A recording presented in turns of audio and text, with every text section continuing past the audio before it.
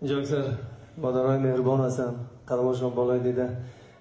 وقتی که طفل میخواهد که به دنیا بیاید پیش خداوند میرود، زارا میکند بیاید. سلامت باشید. پیش خداوند میرود، زارا میکند، توالا میکند و میگوید ای پروردگار بزرگ، این من یک جسم کوچک هستم، دستانم کوچک است، جسمم ناتوان است. وقتی که مرا میآفری، که مرا نگاه بین میکند، که مرا میخوراند، میپوشاند، بیا بهترش من تولید نشوم. خداوند میگوید تو برو با اون دنیایی که هست کردم، من فرشته را با تو خواهم فرستاد که تو را میخوراند، میپوشاند، تو را خوشبخت میگرداند، بهارش را به تو میده، حسنش را به تو میده، چون گوهره که چشمش تو را نگاه میکند. و خداوند به زمین مادر را فرستاد. برای مادرها یک ترانه زیبا برای شما شامل.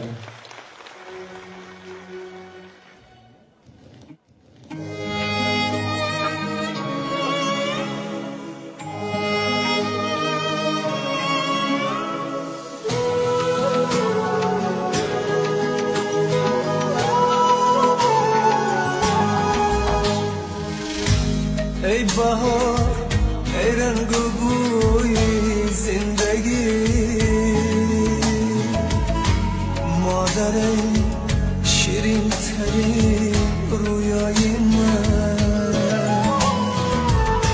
چشمهای خانه مهر خداست،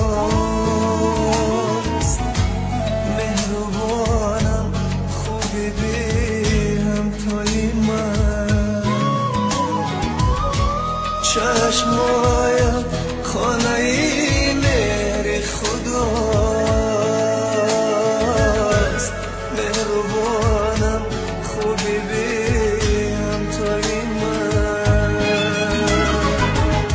خوبی خوبم مادری من، نازنینم مادری من، از تمامی بهترین ها بهترینم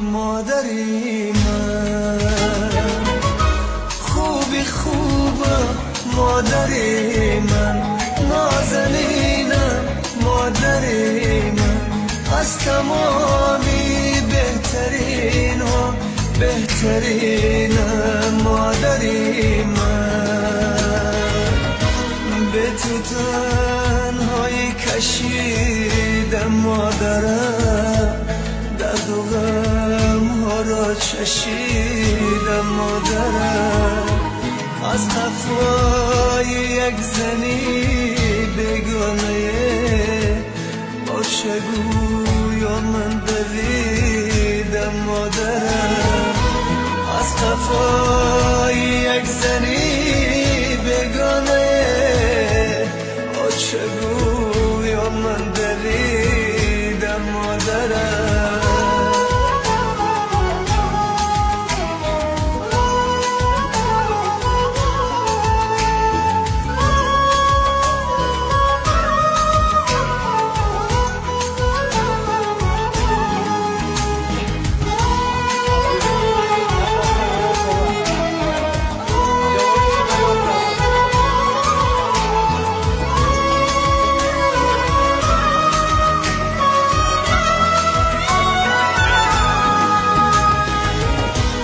ای ندیده شادی های زندگی، سوختی عمر برای زندگی، بحری بختی ده عزیزت مادرم، سر نهاده پیشی پای زندگی، بحری بختی ده عزیزت مادرم، سر نهاده پیشی پای زندگی، خوبی خوبم مادری من، نازنینم مادری من، از تمامی بهترین ها بهترینم مادری من، خوبی خوبم